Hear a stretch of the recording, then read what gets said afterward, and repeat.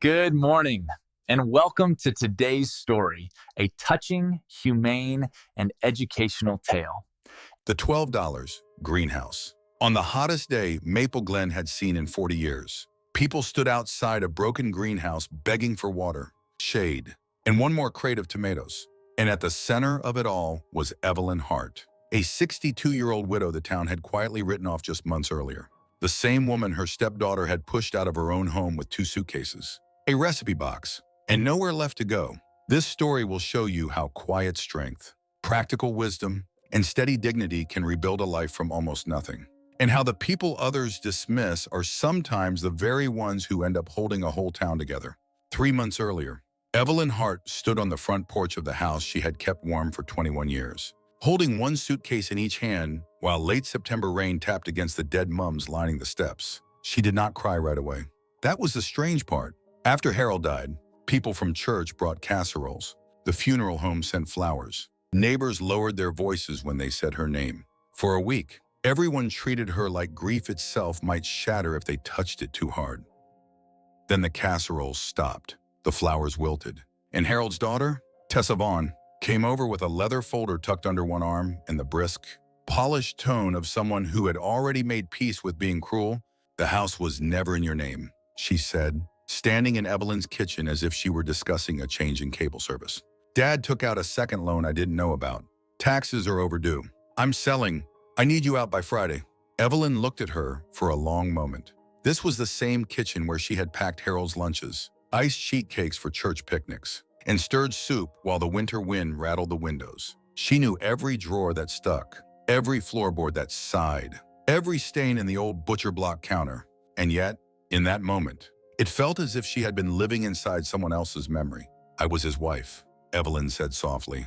Tessa's jaw tightened, but she did not look sorry. "You were," she said, "but this is still my father's property." There are sentences that do not sound violent until they land. That one landed hard. By Thursday night, Evelyn had packed what little she truly owned.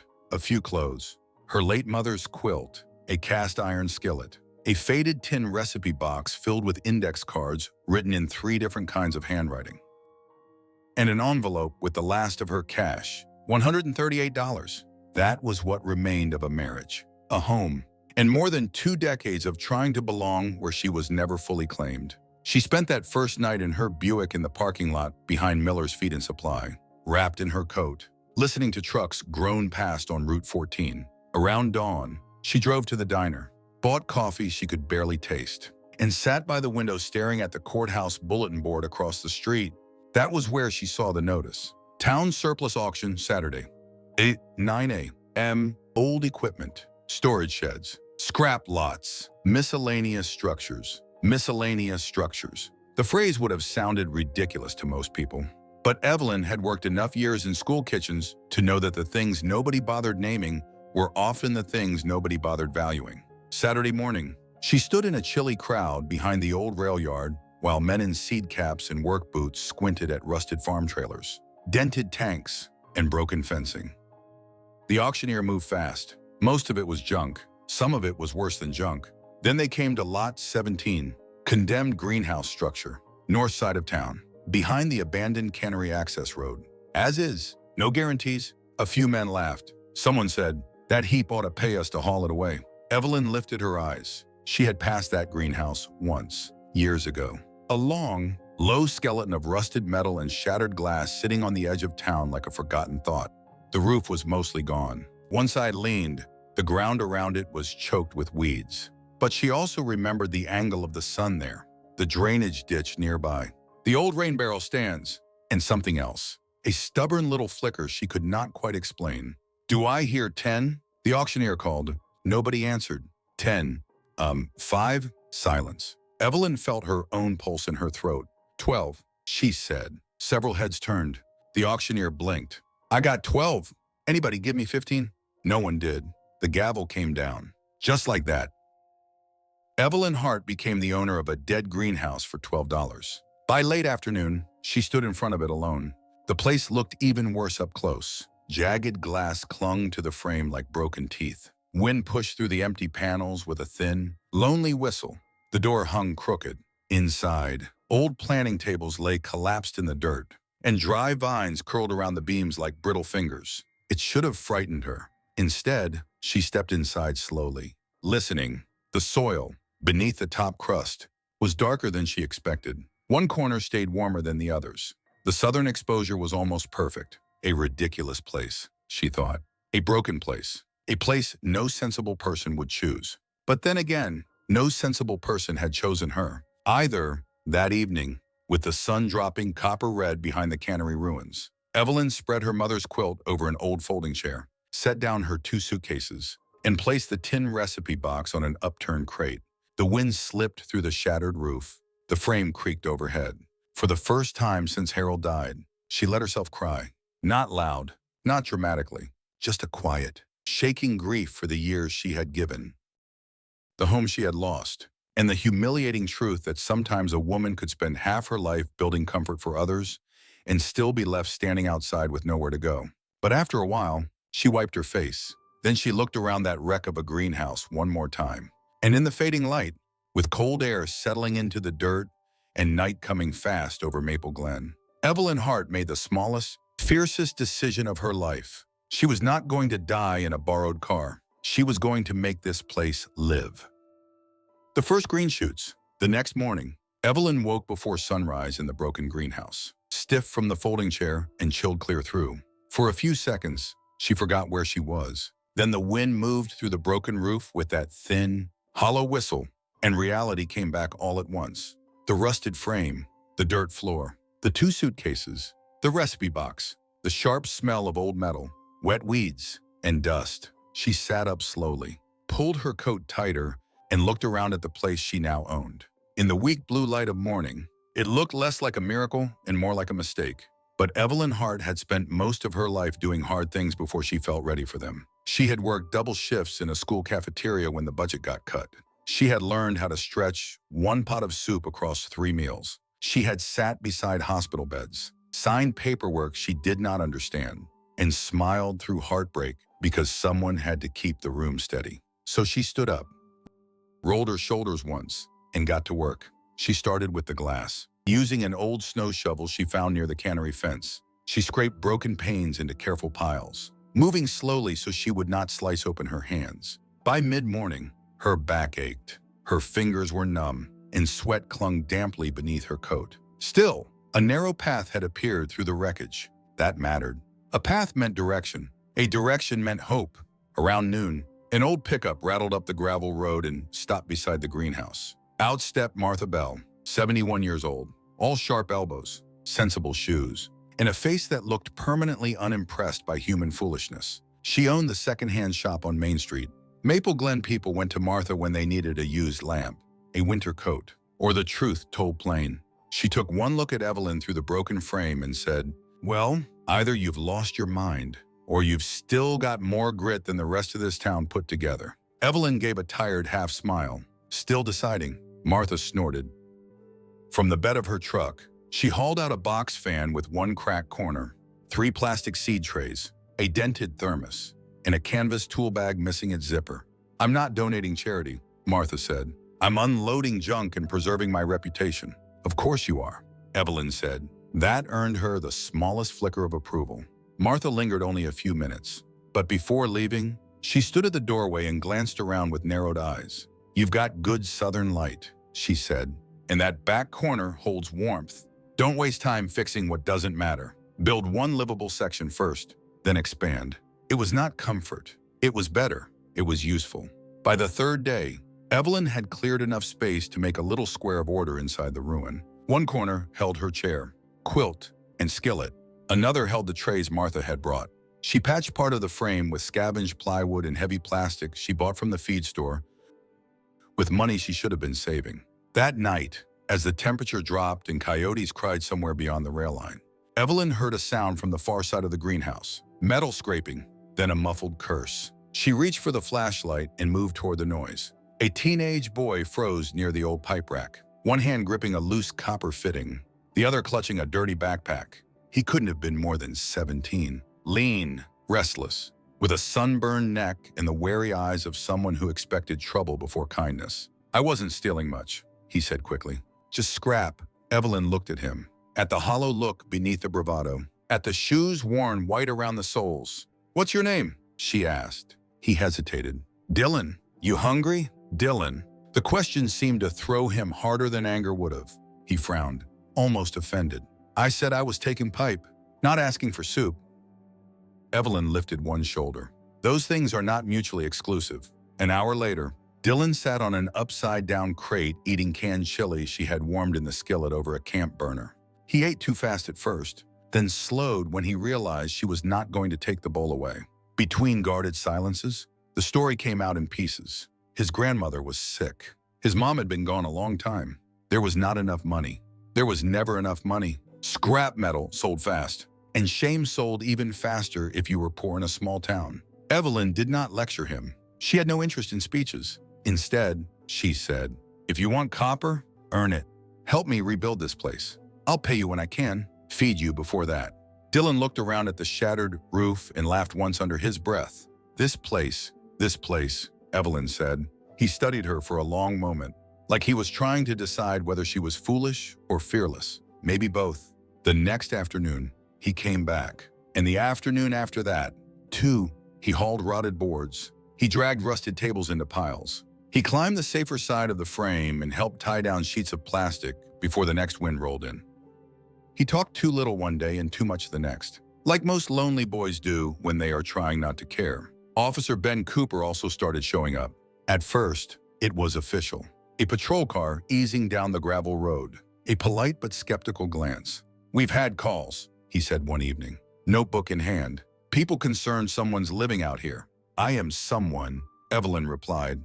That almost made him smile. Ben was a broad-shouldered man in his 40s, with tired eyes and the calm, measured voice of a person who had spent years talking people down from bad decisions. He asked a few questions, looked around, then said, "This isn't exactly up to code." "No," Evelyn said. "It's up to survival." He let that sit there. Then he nodded once. A few days later, he returned with a coil of hose he claimed had been sitting unused at the station for years. By the end of the second week, the greenhouse was still broken, still drafty, still ugly from the road. But inside, something had changed. The clear dirt had been turned. The first seed trays were lined up in Martha's cracked plastic flats. The patched corner held warmth a little longer after sunset. And one soft morning, when the light came in gold through the torn plastic and broken beams, Evelyn bent down and saw the tiniest green shoots pressing up through the soil. Small, tender, easy to miss if you were the kind of person who only believed in big things. But Evelyn was not that kind of person. She knelt there in silence, looking at those brave little sprouts, and felt something stir in her chest that had been quiet for a very long time. It was not certainty, not yet, but it was enough. For the first time since being turned out of her home, Evelyn no longer felt like she was merely enduring the days. She was building one. When the town started coming, by early spring, the greenhouse no longer looked like a graveyard from the road. It still wasn't pretty. The frame was patched with mismatched plastic and salvage boards. One side leaned just enough to make a careful person nervous. The old door still stuck in damp weather, but inside, life had begun to gather itself in quiet. Stubborn rows. Lettuce, green onions, tomatoes in buckets, beans climbing twine Dylan had tied by hand. Every morning, Evelyn walked the rows with a coffee mug warming her palm, checking the soil with her fingers the way some people checked a child's forehead for fever. She knew which trays dried out first, which corner held the night chill, which leaves were healthy, and which ones were asking for help. It was the kind of knowledge nobody in Maple Glen had ever paid much attention to, not until food started getting expensive. The first trouble came small, the way trouble usually does in American towns that have already been stretched thin.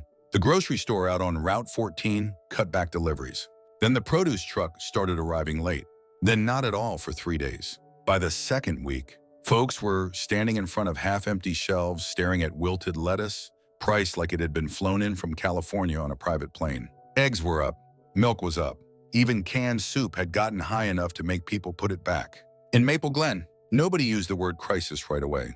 People said things like, "We're making do," or "It'll pass," or "Could be worse." But Evelyn had spent too many years feeding school children to miss the signs. More kids were showing up hungry. More grandparents were skipping meals without saying so. More tired mothers were doing math in grocery aisles with that flat look people get when the numbers stop behaving like numbers and start feeling like judgment. So one Thursday morning, Evelyn carried out 3 wooden crates and set them near the entrance of the greenhouse. In them, she placed bunches of green onions, a few heads of lettuce, early radishes, and jars of herbs she had tied with kitchen twine.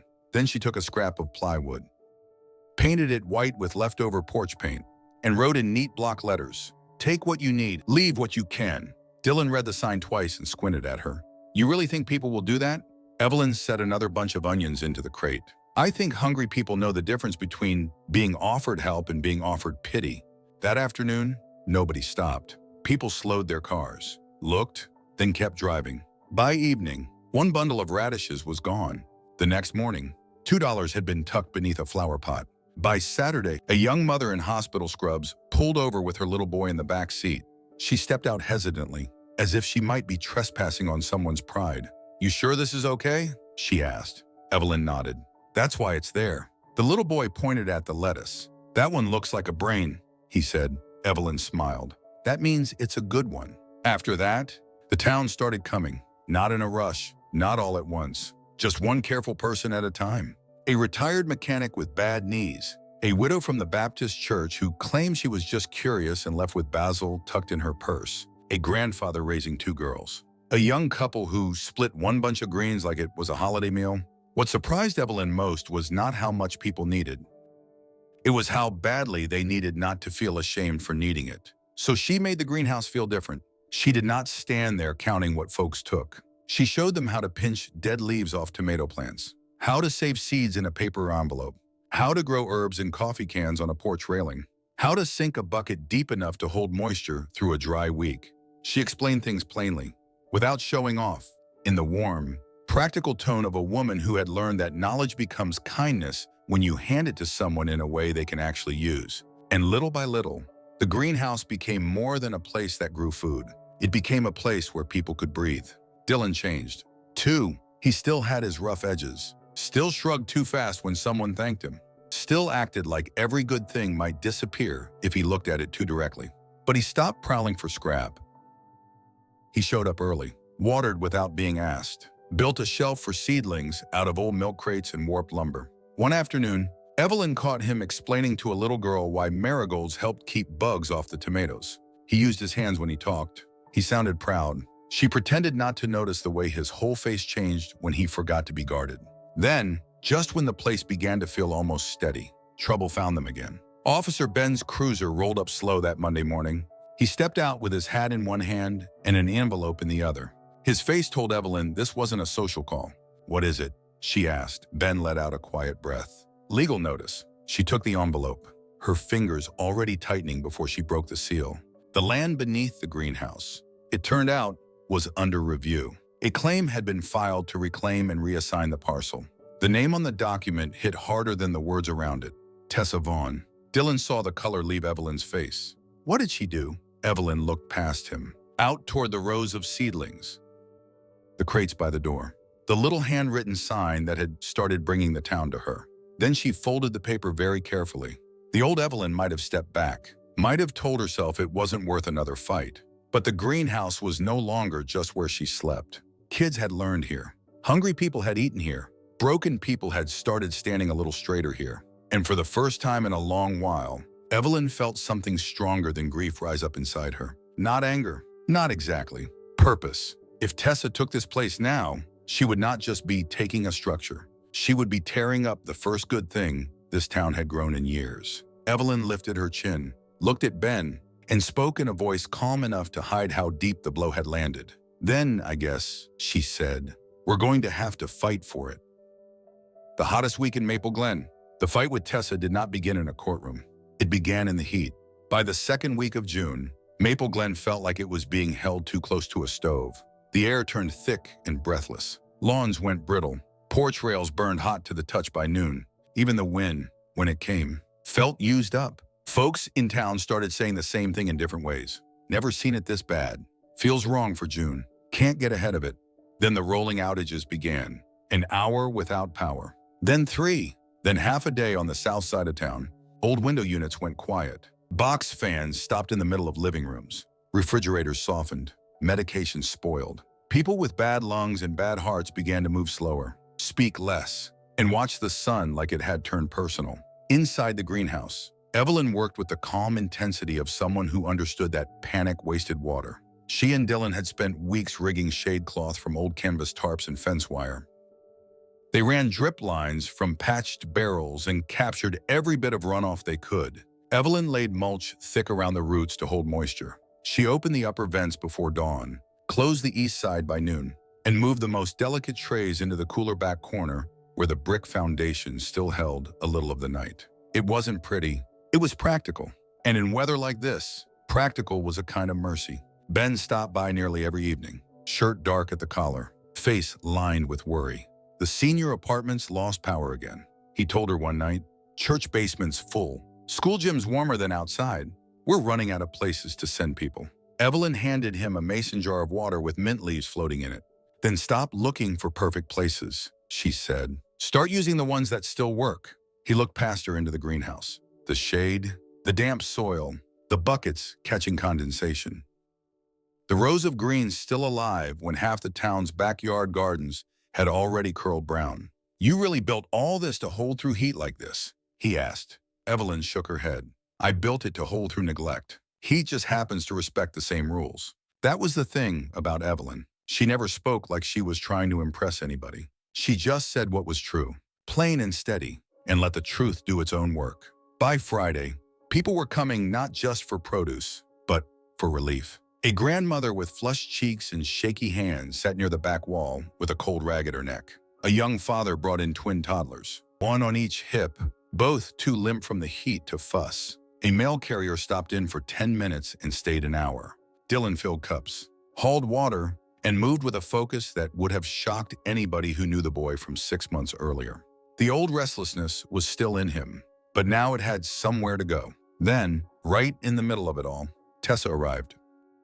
She stepped out of a silver SUV in pressed linen and sunglasses that cost more than Evelyn had spent on groceries in a month. Two men in polo shirts climbed out behind her with clipboards and a measuring wheel. Dylan muttered, "You've got to be kidding me." Tessa took in the line of people near the crates, the children sitting in the shade, the handwritten sign by the door. For a second, something uncertain crossed her face. Then it hardened. "I'm here with surveyors," she said. "The parcel transfer is moving forward." Evelyn stood very still. Around them, the greenhouse hummed with low voices, dripping water, and the tired breathing of people trying not to overheat. Nobody needed to be told what kind of moment this was. The whole place seemed to listen. "You're doing this today?" Evelyn asked. Tessa crossed her arms. "There's never going to be a convenient day." Before Evelyn could answer, Dylan stepped forward. Jaw tight. "You really going to throw people out in this heat? Watch your tone," Tessa snapped. "No," he said, voice sharp and shaking. "You watch yours." Ben's cruiser rolled in just then, crunching hard over gravel. He stepped out fast, one look taking in the scene. The surveyors slowed. Tessa straightened. Ben didn't raise his voice. He didn't have to.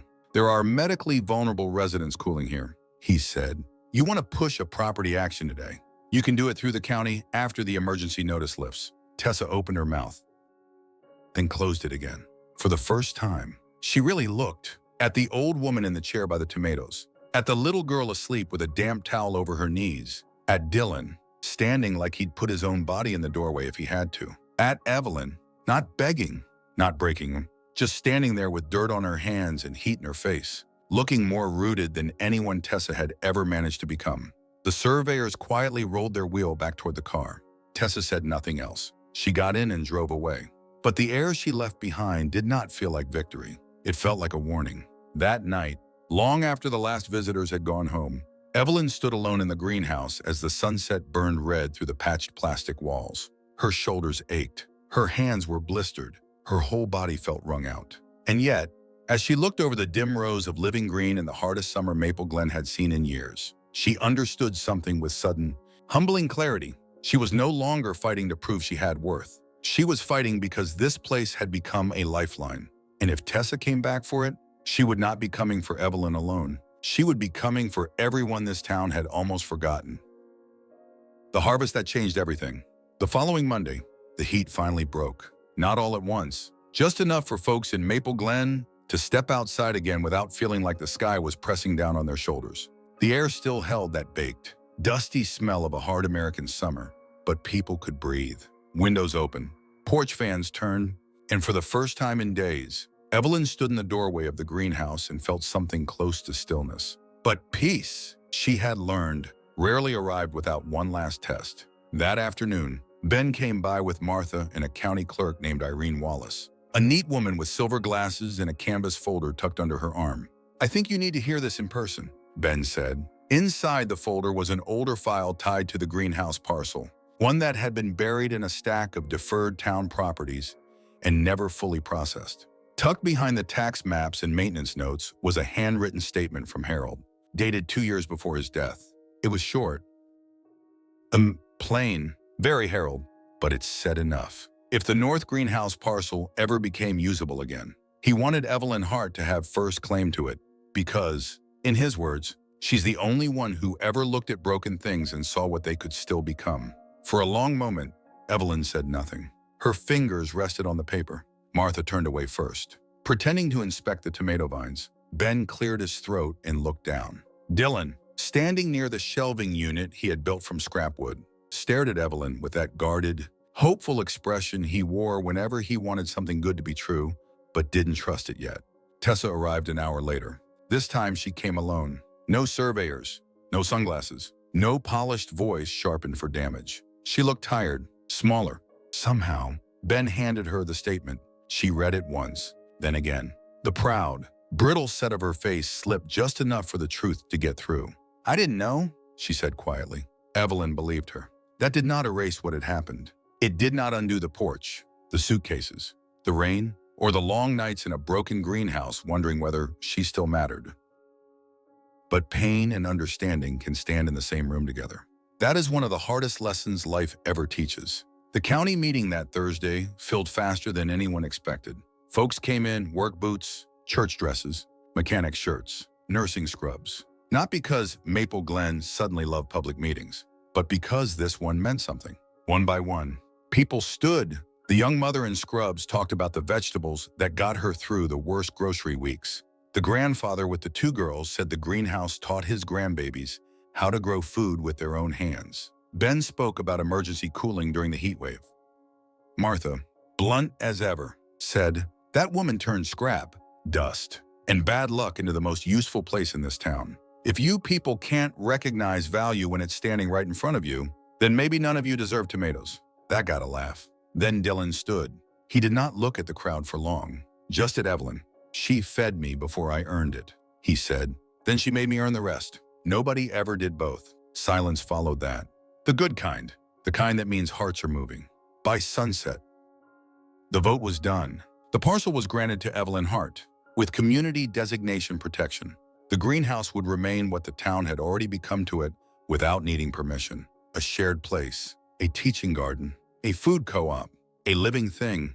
That fall, the first official Harvest Festival was held beside the old rail line. Kids painted signs. Martha ran the pie table like a battlefield commander. Ben hauled folding chairs. Dylan managed the seed station, showing little boys and girls how to press tiny futures into paper envelopes. And Evelyn, standing beneath strings of borrowed lights with dirt still under her nails, stirred a giant kettle of vegetable soup made from produce grown right there in the greenhouse that nobody wanted. Tell me something. Have you ever been pushed out of one chapter of your life so hard that you thought the story was over, only to find out you were standing at the doorway of the part that mattered most? Evelyn never got her old house back. She got something better, a place that was truly hers, a place built not on permission, but on purpose.